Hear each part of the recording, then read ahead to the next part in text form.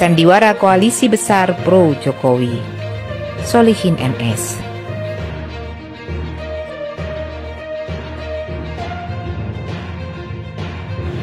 Di akhir pemerintahannya, Jokowi mencoba membangun sebuah kekuatan yang kiranya bisa meneruskan program-programnya, minimal bisa menyelamatkan dosa-dosa politik dan keluarganya selama menjabat sebagai presiden.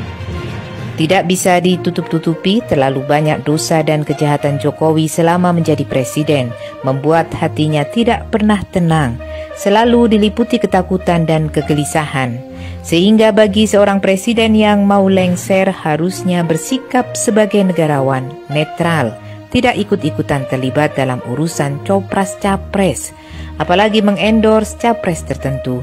Tetapi ini malah ikut melibatkan diri secara langsung dalam penentuan paslon-paslon yang akan diajukan. Ada beberapa indikator bagaimana ketakutan Jokowi menghadapi masa depan yang dianggap sangat menakutkan. Jokowi tentunya tidak mau kasus mantan Presiden Amerika Serikat Donald Trump yang dijebloskan ke penjara akan menimpa dirinya. Ini manuver Jokowi sebagai wujud rasa takutnya menghadapi masa depan yang menakutkan. Pertama, upaya untuk terus mencari celah penundaan pemilu atau perpanjangan masa jabatan. Jokowi dengan melibatkan pihak istana terus bergerilya membangun dukungan dari Musra yang dimotori Luhut, Bahlil, Bamsud dan Lanyala untuk tunda pemilu atau perpanjangan masa jabatan 3 periode sebelum akhirnya ditenggelamkan rakyat. Kedua, skenario yang maju nyapres hanya 2 paslon supaya mudah dibuat kecurangan oleh KPU atas orderan oligarki Taipan. Jika hanya 2 calon, perolehan suara bisa diputar balik seperti yang terjadi di tahun 2019. Yang menang jadi kalah, yang kalah jadi menang. Tapi dengan majunya 3 calon, utak-atik data semakin sulit. Tapi sepertinya skenario ini juga gagal. Ketiga, skenario agar semua calon terjadi all Jokowismen. Dari awal Jokowi sangat tidak suka dengan majunya Anies. Karena Anies akan menggagalkan semua mimpi Jokowi, maka Anies harus dijegal untuk tidak maju. Berbagai upaya yang dilakukan Jokowi terhadap KPK, KPU, dan pembegalan Partai Demokrat Muldoko. Tapi sepertinya langkah ini juga akan berantakan karena Anies akan lolos untuk nyapres. Keempat, kasus kilometer 50. Jika Jokowi lengser, hampir dipastikan akan diusut lagi. Selama Jokowi berkuasa, tidak mungkin kasus kilometer 50 bisa diselesaikan secara tuntas, karena akan melibatkan banyak petinggi Polri dan TNI. Mungkin juga termasuk Jokowi sendiri. Kelima, kasus tragedi 21 hingga 22 Mei 2019 yang menewaskan 9 orang tidak bersalah dalam kaitannya dengan pemilu 2019. Dengan kasus tewasnya 894 petugas KPPS yang meninggal misterius diduga melibatkan Tito Karnavian dan Jokowi akan diusut lagi. Keenam, kasus korupsi putra Jokowi, Gibran dan Kaisang yang dilaporkan Ubaidillah Badrun ke KPK tapi tidak ditindaklanjuti akan diusut lagi.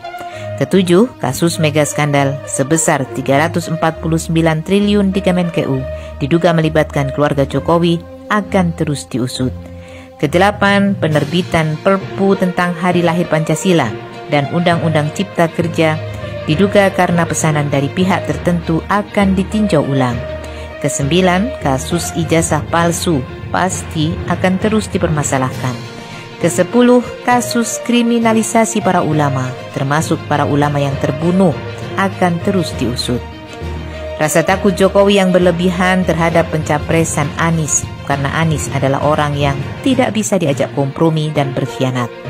Ketakutan ini membuat langkah politik Jokowi menjadi blunder, irasional, manipulatif, melawan hukum, dan menghalalkan segala cara.